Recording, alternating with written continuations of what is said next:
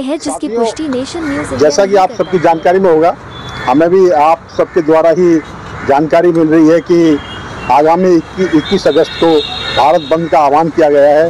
वो इस संदर्भ में है कि 1 अगस्त 2024 को जो माननीय सर्वोच्च न्यायालय द्वारा जो एक निर्णय आया है कि SC/ST वर्ग में वर्गीकरण और क्रीमी लेयर का, इस संदर्भ में मेरा आप सभी से करबद्ध प्रार्थना है, करबद्ध निवेदन है कि ये जो आदेश आया है ये बिल्कुल असंवैधानिक है, बिल्कुल इलीगल है।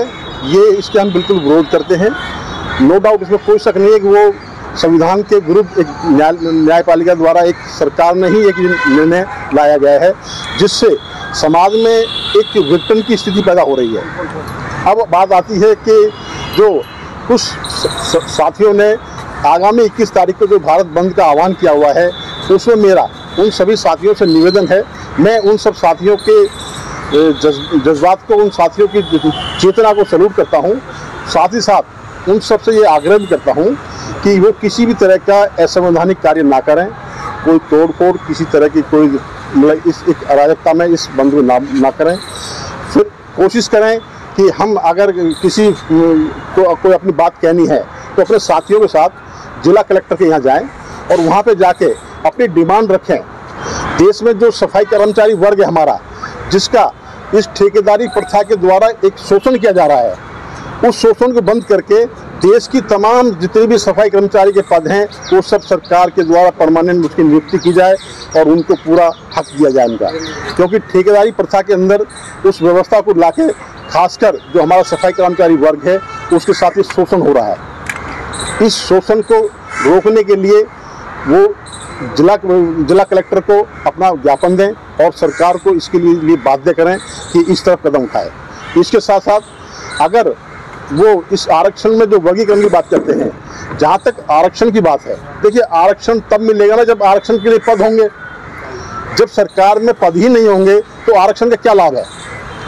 इसलिए इस आंदोलन को उस तरफ भी ले जाएं कि जो भारत सरकार की जो पहले जो संवैधानिक संस्थाएं थी, जो सरकार के अंदर थी, सरकार के द्वारा संचालित थी, उन सब के अंदर जितने भी स्वीकृत उसमें पद थे, उन पदों को दोबारा पुनः राष्ट्रीयकरण करके उन पदों को सर्जित किया जाए।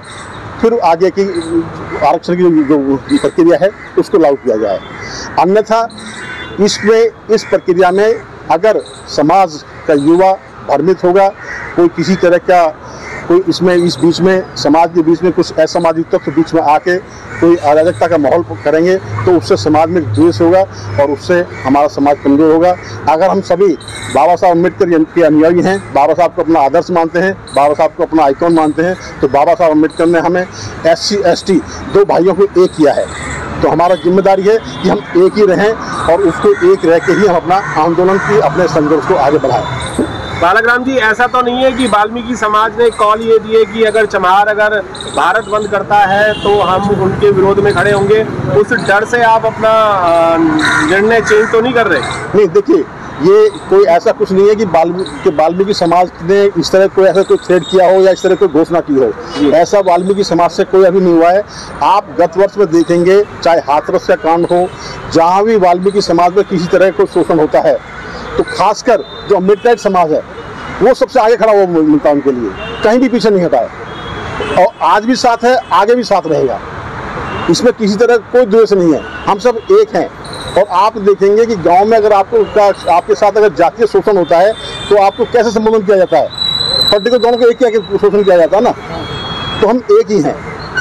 तो इसलिए इसमें कोई शक नहीं है कि हम इसमें विघटन ना करें। तो क्या वाल्मीकि समाज को जो अभी तक बैकलॉग नहीं भरा गया है, जॉब नहीं दी गई है अभी तक सफाई कर्मियों की या और भी जो क्लास की होती हैं, उसके लिए आप क्यों नहीं फाइट कर रहे हैं गवर्नमेंट से? देखिए, हम लगातार इस बात को प्रयासरत हैं कि सरकार से हम इस तरफ संघर्ष की तरफ जाएं कि जो हमारा सफाई कर्मचारी वर्ग है उसमें विशेषकर हमारे वाल्मीकि समाज के भाई है वो ज़्यादा उसमें कार्य होता है। उनके साथ ठेकेदारी प्रथा लाके उनका शोषण किया जा रहा है, उनका जो हक है वो नहीं दिया जा रहा उनको। तो हम तो उसके लिए प्रयासरत हैं।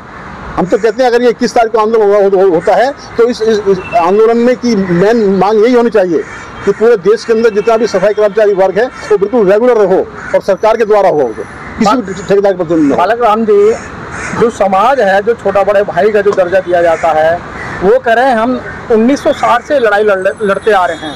2024 में अगर सुप्रीम कोर्ट ने ये निर्णय दे दिया है तो मेरे बड़े भाई क्यों ऐतराज़ कर रहे हैं? क्या आपको कोई ऐतराज़ है?